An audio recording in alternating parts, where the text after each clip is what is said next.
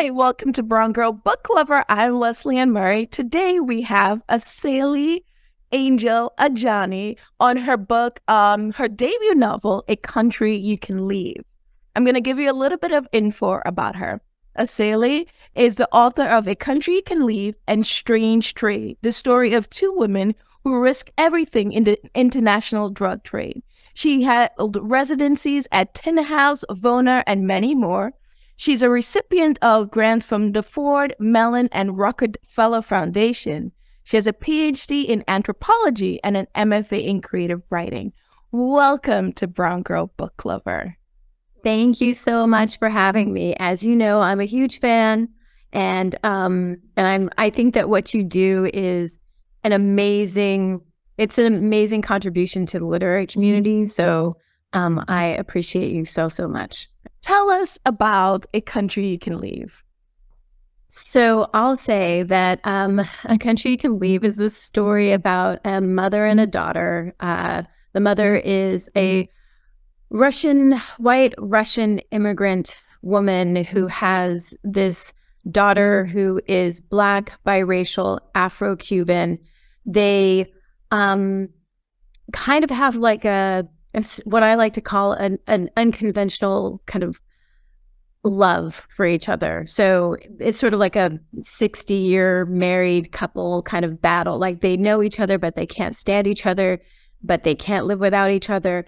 And the book opens with them arriving at the Oasis mobile estate, which is what I call kind of a fugitive community in rural or desert California, where their lives sort of unfold, and they meet all these people who challenge both who they are, but also get them to think more about the kind of life that they want in the U.S. And how Lara and Yevgenia are going to forge a sort of love for each other through difficult times. What inspired you to write this book? I was living in Hong Kong for almost a decade, and I was really, really kind of homesick, but homesick in a way that I couldn't really articulate. I wasn't missing friends or family. I was mostly missing just a sense of place that was completely different than the environment that I was in. And so I started writing this story, and really sort of found myself kind of rooted into this community, and then it sort of all kind of ballooned from there. So, yeah. Stories about mothers and daughters' relationship and for tension are always like, we read all these stories, right? But with Yevgenia, she's new. She is rash. She is a survivalist.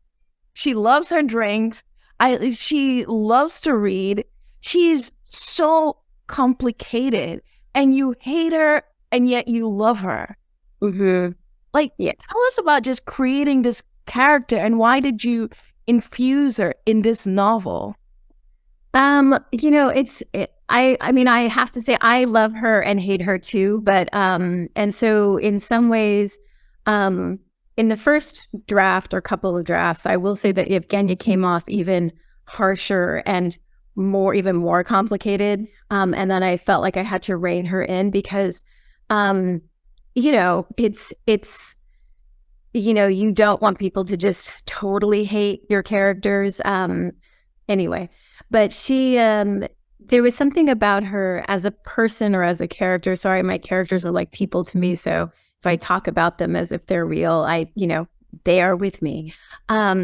But there's something about her that I had to kind of honor in terms of thinking about her own history, right? I mean, she is a woman who is incredibly disappointed by everyone in her life, and so has decided to build this kind of shell around her. But yet that doesn't take away all the other stuff about her. For example, even though she is an immigrant and is not works really, pardon my language, really shitty jobs, doesn't get a lot of, she has access to certain forms of power in the US due to the fact of her whiteness, but really is like struggling, always struggling. But that doesn't mean that she can't also be an intellectual, right? And because she's so wedded to books, yeah, I've, let me put it this way. Like, I hope my mom doesn't see this. My Yevgenia is nothing like my mother. I will say that first off. I'm sure my mother is like waiting to get happy at this park to see, where she falls in, where in here. But the thing about it is that I think that there is something about Yevgenia that we can all sort of understand because she is so complicated, and we're complicated people. There's no one part of us. I mean, there are people who are truly terrible, but maybe there's like some small kernel of them that's good. Fine, I'm not going to get on my soapbox about that. But my mother was someone who I grew up with who was completely 100% dedicated to her reading, and at the expense of tending to children.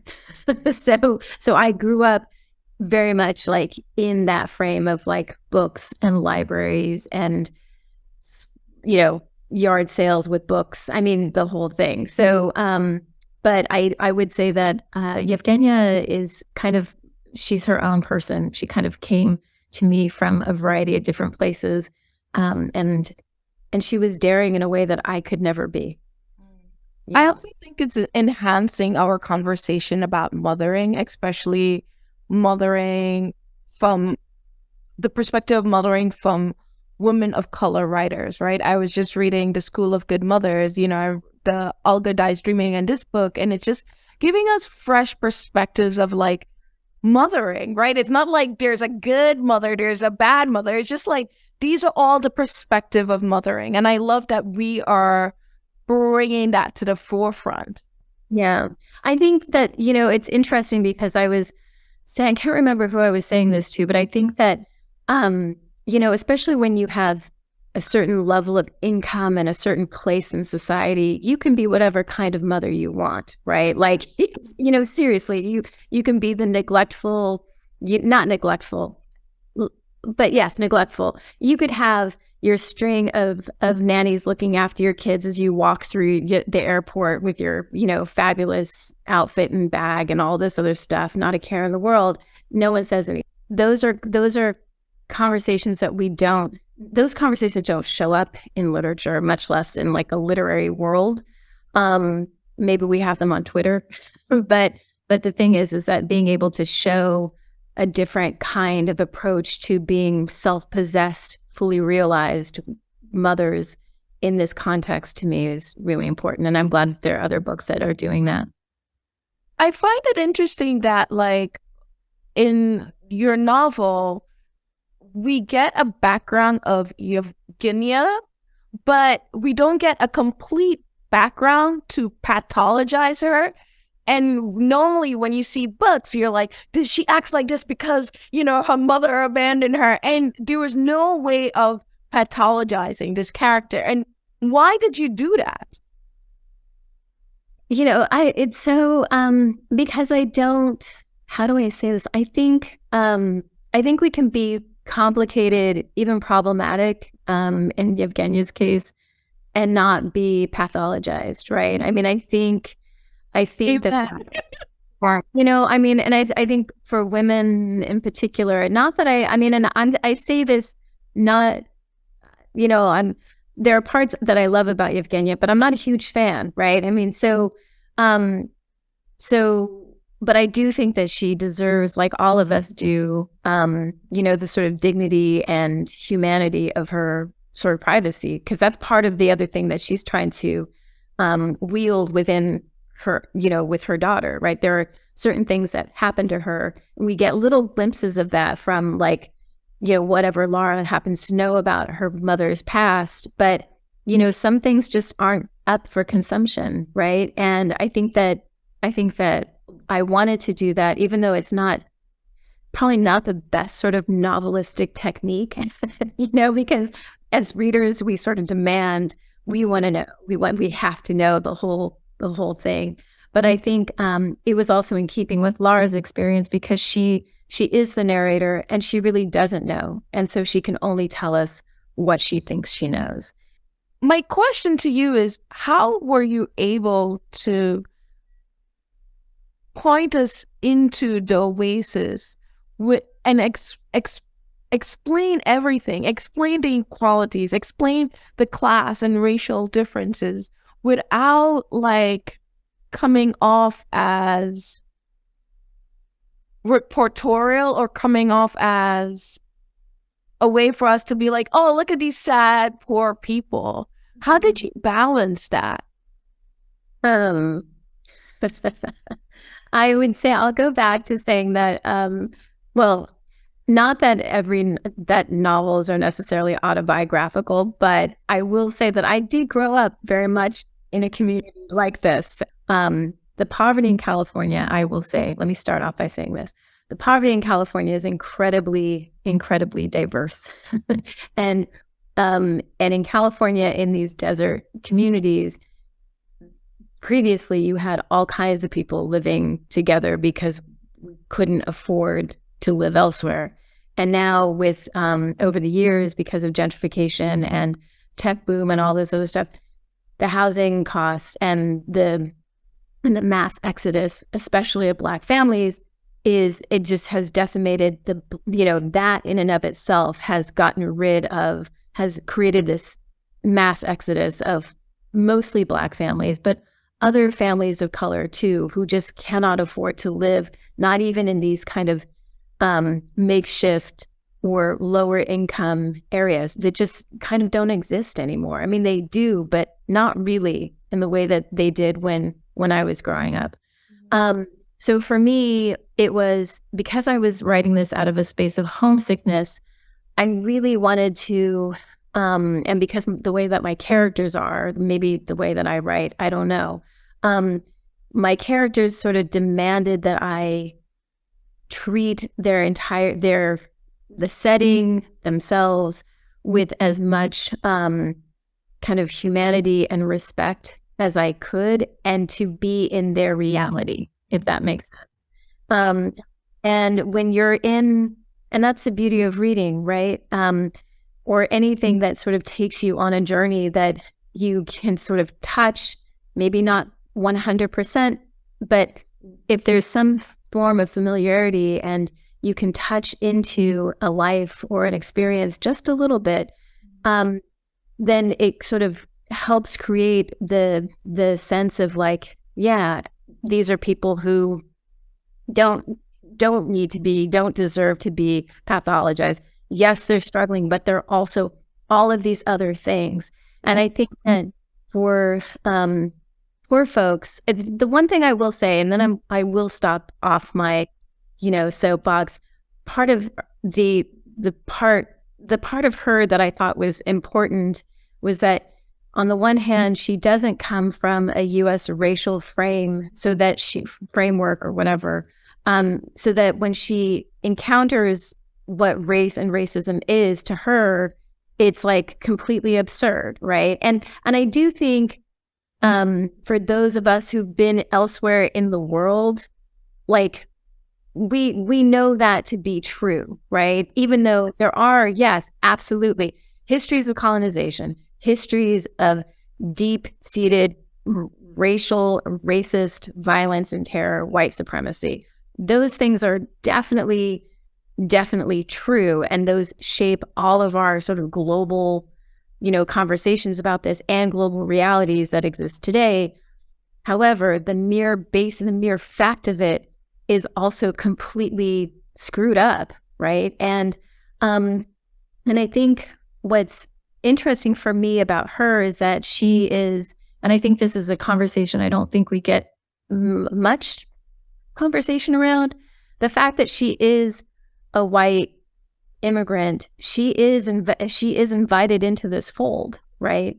And I do think, and I don't think that people think that some of my Russian friends are not very happy about that, but gets it invited into this fold where she can sort of make the decision about how she wants to engage in it, especially in an anti-Black sort of context, right?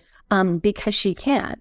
And that's made available to her by virtue of being white, even though she has a Black daughter. I think it's important to juxtapose, like, when we're thinking about race and racism with capitalism and form that into a solid critique.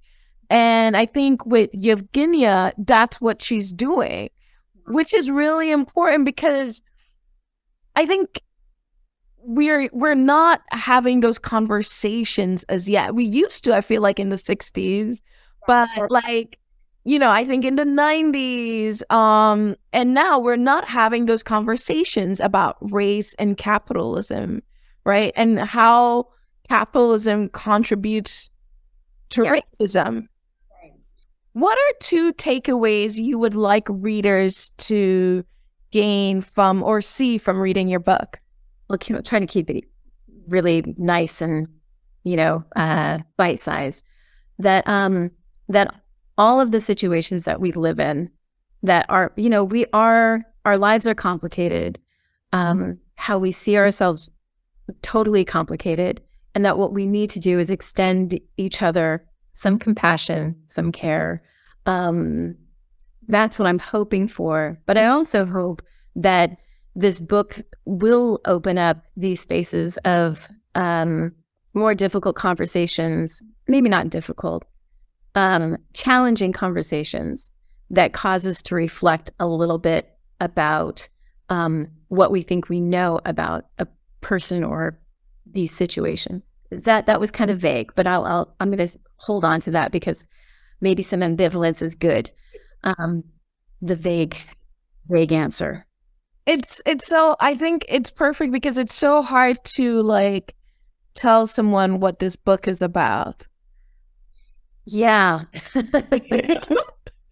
That's true. It's true. It's so terrible because I always feel like I'm setting someone up. I'm like, read this book. It's about da da da, and then someone will come back to me like, "There's too much sex in it," or whatever. Okay. Wait, sorry. I'm like, this was so awesome. I can't wait to see you. We're gonna hang out with each other. I know that because so. Oh my gosh, thank you so much for joining me on Brown Girl Book Lover. Thank you for talking about your book. I'm just like wishing you a lot of success, and I'm excited for your book to be out in the world because it's going to be great. Thank you so much, and thanks for having me, and also thanks for everything that you do.